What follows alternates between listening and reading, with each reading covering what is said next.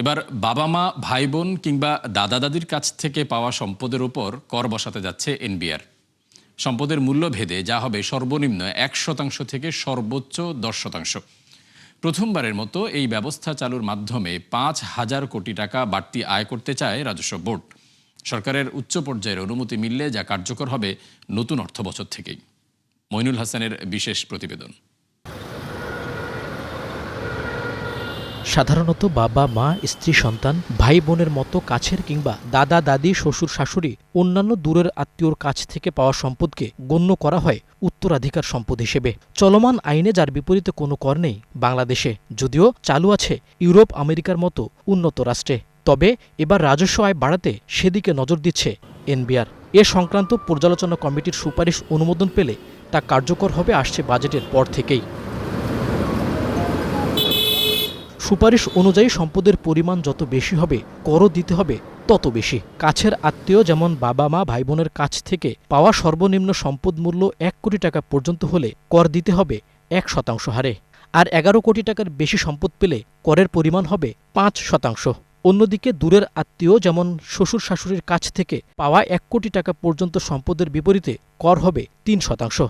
আর উত্তরাধিকার সূত্রে পাওয়া সম্পদ মূল্য 11 কোটি টাকার উপরে হলে করহার হবে 10%। এই ব্যবস্থা চালু করে আসছে অর্থ বছরে বাড়তি 5,000 কোটি টাকা রাজস্ব আদায় করতে চায় এনবিআর। নিম্ন আর কি, একটা মডেস্ট একটা অ্যামাউন্ট, সেটা যদি আরোপ করা হয় তাহলে আমার মনে হয় না যে কারো ক্ষতি কিছু হবে, কিন্তু এটা খুব অল্প সামান্য রাখতে হবে। 4-5% নিয়ে যাওয়াটা আমার মনে একটু বেশি। এই ব্যবস্থা চালু হলে রাজস্ব আদায় বাড়ার পাশাপাশি কমবে অর্থনৈতিক বৈষম্য। এ সংক্রান্ত প্রতিবেদনে বলা হয় এর মাধ্যমে চাপ কমবে কর্পোরেট খাতের ওপর। এছাড়া সুযোগ তৈরি হবে ব্যক্তি পর্যায়ের বড় সম্পদ থেকে কর আদায়ে। তবে বিদ্যমান উত্তরাধিকার আইনের সাংঘর্ষিক ধারাগুলো সংশোধন ও আমলে রেখে নতুন এই ব্যবস্থা বাস্তবায়নের সুপারিশ করেছে কমিটি। যেখানে নাকি অনেক আয় বৈষম্য ক্রমান্বয়ে বাড়ছে, সুতরাং আয় পুনর্বন্টনের দৃষ্টিকোণ থেকে এটা বিবেচনা করা যেতে পারে। তবে এটা কিভাবে করা হবে, হার কিভাবে নির্ধারিত হবে, অন্যান্য আইনের সাথে সাংঘর্ষিক কিনা, এগুলো বিবেচনা করতে হবে। প্রপার্টি যখন ট্রান্সফার হয় তখন ট্যাক্সেশন সুযোগ আছে on the basis of valuation of the property. So সেখানে প্রপার্টি ট্যাক্স বেস বাড়ানোর একটা স্কোপ আছে। যদিও এনবিআর সূত্র বলছে বিষয়টি স্পর্শকাতর, তাই সিদ্ধান্ত নেওয়া হবে যাচাই বাছাই করে। মইনুল হাসান, ৭১, ঢাকা।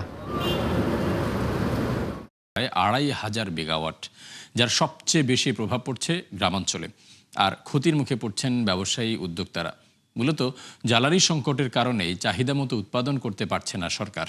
আর আদানির একটি কেন্দ্র বন্ধ থাকায় সেখান থেকেও কমেছে সরবরাহ। মেজবাহ হাসানের রিপোর্ট।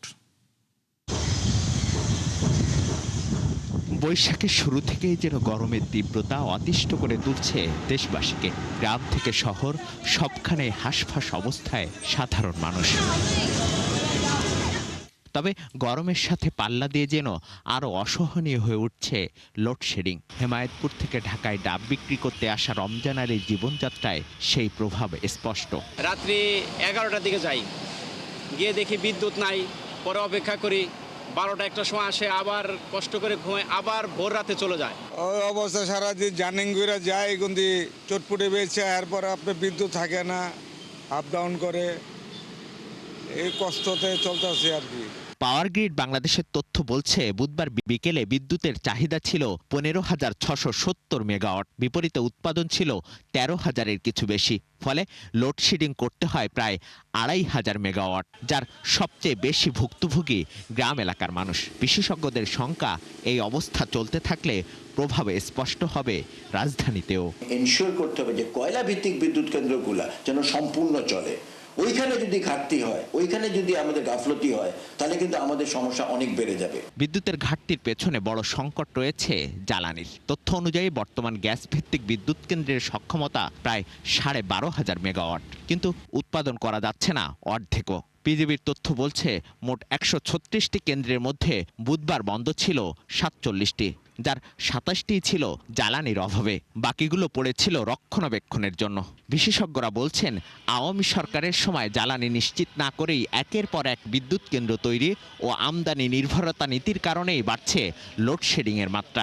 বিদ্যুৎ উৎপাদন ক্ষমতা বৃদ্ধির অজুহাতে টাকাগুলো সরকারের সেখান থেকে বেরিয়ে গেছে, যে কারণে বিদ্যুৎ উৎপাদন হয়নি, বিদ্যুৎ চাহিদা অনুযায়ী সরবরাহ করা যায়নি।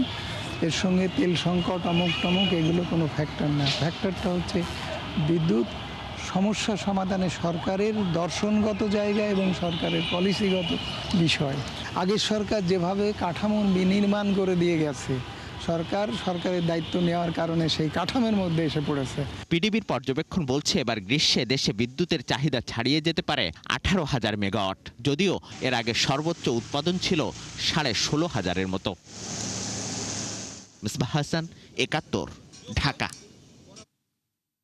বৈষম্য দূর করতে গ্রামের মতো শহরেও লোডশেডিং করার সিদ্ধান্ত নিয়েছে সরকার। আজ সংসদ অধিবেশনে একথা বলেছেন বিদ্যুৎ প্রতিমন্ত্রী অনিন্দ্য ইসলাম অমিত। এ সময় তিনি জানান, দুটি বিদ্যুৎ কেন্দ্র শিগগির পূর্ণ উৎপাদনে ফিরবে। এতে আগামী 7 দিনের মধ্যে লোডশেডিংয়ের হার আরও কমার আশা করেন তিনি। আমরা মনে করি শহরের মানুষ আরামে থাকবে এবং গ্রামের মানুষ অর্থাৎ খেটে খাওয়া কৃষক কষ্টে থাকবে, এটি কোনোভাবেই কাম্য নয়। পর্যাপ্ত জ্বালানি সরবরাহের অভাবে হয়তো বা কিছু কিছু জায়গায় লোডশেডিং হচ্ছে। এই বিষয়টি সহনীয় মাত্রায় আনবার জন্য মাননীয় প্রধানমন্ত্রীর পরামর্শে এবং বিরোধী দলীয় নেতার সাথে আলোচনা ক্রমে আমরা রাজধানী ঢাকাতে 110 মেগাওয়াট প্রাথমিকভাবে পরীক্ষামূলকভাবে লোডশেডিং করবার সিদ্ধান্ত গ্রহণ করেছি। বিশ্ববাজার থেকে আমদানি ব্যাহত হওয়ায় চড়া দামে স্থানীয় বেসরকারি রিফাইনারি থেকে তেল সংগ্রহ বাড়িয়েছে বিপিসি। আবার তা বিপণনে নেওয়া হয়েছে কঠিন নীতি, ফলে বিপাকে পড়েছেন বহু পাম্প মালিক। রমরমা ব্যবসার এই সময়ও গুনতে হচ্ছে লোকসান। আরও জানাচ্ছেন রাকিব হোসেন। সম্প্রতি অকটেন পেট্রোল ও ডিজেলের দাম বৃদ্ধির সঙ্গে বাড়ানো হয়েছে পাম্পগুলোর কমিশন। বর্তমানে লিটার প্রতি যা 6 টাকার কাছাকাছি, আগে ছিল 5 টাকার কম। ফলে সংকটের এই সময়েও মুনাফার পালে হাওয়া লেগেছে ডিলার কিংবা ফিলিং স্টেশন মালিকদের। এই যেমন মিরপুরের সুমাত্রা ফিলিং স্টেশন, গড়ে 35,000 লিটার অকটেন বিক্রি করে দৈনিক মুনাফা হচ্ছে 2 লাখ টাকা, মাসে যা প্রায় 60 লাখ। একইভাবে মুনাফা করছে অন্য সব সচল পাম্প। লিটার হিসেবে বলে লিটারে 3 টাকার বেশি থাকে না, ডিজেলে 2.5 টাকা এরকম থাকবে। অকটেনে আমাদের ইভাপোরেশন লসটা বেশি হয়। যে তেলটা পাচ্ছি এই তেল দিয়ে আমার এখন পর্যন্ত সকাল 10টা-11টা পর্যন্ত কাভার হচ্ছে, এরপর একটু গ্যাপ থেকে যাচ্ছে। কিন্তু এমন রমরমা বাণিজ্যের মাঝেও বহু ফিলিং স্টেশন বন্ধ রয়েছে মাস জুড়ে। এই যেমন গাজীপুরের মুকুল ফিলিং স্টেশন, চলতি মাসের শুরুতে মাত্র 4,500 লিটার অকটেন বরাদ্দ পায় প্রতিষ্ঠানটি, যা শেষ হয় একদিনেই। এরপর থেকে বন্ধ রয়েছে বিক্রি। মূলত গেল বছর এই সময়ে ভিন্ন উৎস থেকে তেল সংগ্রহ করায় এখন গুনতে হচ্ছে লোকসান। লস হইলেও যেমন একটা প্রতিষ্ঠান একজন করছে এই হিসাবে যেমন চালায় দিতেছে, কারণ আমাদের তো ডিলারের যে নিয়ম মানে অনুযায়ী ওইভাবে আমাদের যাওয়ারই কোনো প্রশ্ন না, আমাদের তো আগের সোর্স নেই, আমরা তো মেঘনারই ডিলার। আমাদের কেনাকাটা, আমাদের হিসাব নিকাশ সবই মেঘনার সঙ্গে। আগে আমি সব জায়গায় তেল পাইতাম, এখন আমি সব জায়গায় তেল পাই না। এখন খুব কম সংকট পাম্পে তেল পাই আমি। আমার প্রশ্ন, কেন পাচ্ছি না? বিশেষজ্ঞরা বলছেন, বিগত দিনে অবৈধ চ্যানেলে বাড়তি মুনাফার সুযোগ কাজে লাগিয়েছেন যারা, তাদেরই এখন বিক্রি বন্ধ। কেননা সরকার ভর্তুকি মূল্যে বিক্রি অব্যাহত রাখলেও মুখ ফিরিয়ে নিয়েছেন অসাধু ব্যবসায়ীরা। কনডেন্সেট যেটা পায় ওইটাকে শোধন না করে সম্পূর্ণ দিয়ে দেয়। আরেকটা হচ্ছে যেটাকে ওরা শোধন করে, যেটা বিপিসিতে যাওয়ার কথা সেটা ওখানে দিয়ে দেয়। তো এইটা অনেক দিন ধরে চলছে এবং এই কারণে আমরা জানি যাদের ভালো ভালো গাড়ি আছে তারা ঢাকার বাইরে কোনো পাম্পে নিতে চায় না, ইভেন ঢাকার মধ্যেও অনেক পাম্পে নিতে চায় না। বিপিসির তথ্য মতে সংকটের শুরু থেকে সুপার পেট্রো, অ্যাকোয়া ও পেট্রোম্যাক্সের মতো বেসরকারি রিফাইনারিগুলো থেকে অকটেন, পেট্রোল ও ডিজেলের আমদানি বেড়েছে। ফলে বিগত দিনে এই প্রতিষ্ঠানগুলোর বাড়তি উৎপাদন কোথায় সরবরাহ হতো সেই প্রশ্ন তুলছেন বিশেষজ্ঞরা। আমাদের অকটেন আর পেট্রোলের এই পুরা সমষ্টিগত যে ডিমান্ড, এটা কন্ট্রোলের মধ্যে এবং মিডল ইস্ট ক্রাইসিসের মধ্যেও আমরা এটা ম্যানেজ করতে পারতাম, কিন্তু কি কারণে এটা যে কন্ট্রোলের বাইরে চলে গেছে, এটা খুব ভালো করে অনুসন্ধান করে দেখা উচিত। তবে জ্বালানি তেলের গ্রাহকদের ভোগান্তির পেছনে আরেক বড় কারণ বর্তমানে বিপিসির সংকোচন নীতিও। রাকিব হোসেন, ৭১, ঢাকা। ইরান যুদ্ধ দীর্ঘস্থায়ী হলে দেশে সার ও খাদ্যপণ্যের দাম বাড়তে পারে, যা দীর্ঘমেয়াদে অনিশ্চয়তা বাড়াবে অর্থনীতিতে। পিআরআইস আয়োজিত সেমিনারে বক্তারা বলেন, চলমান অস্থিরতা দেশে বাণিজ্য ও প্রবৃদ্ধিকে বাধাগ্রস্ত করছে। তাই সংকট থেকে উত্তরণে সংস্কার প্রক্রিয়ায় জোর দেওয়ার কথা বলেন পিআরআই চেয়ারম্যান। রাকিব আল জাবেদের রিপোর্ট।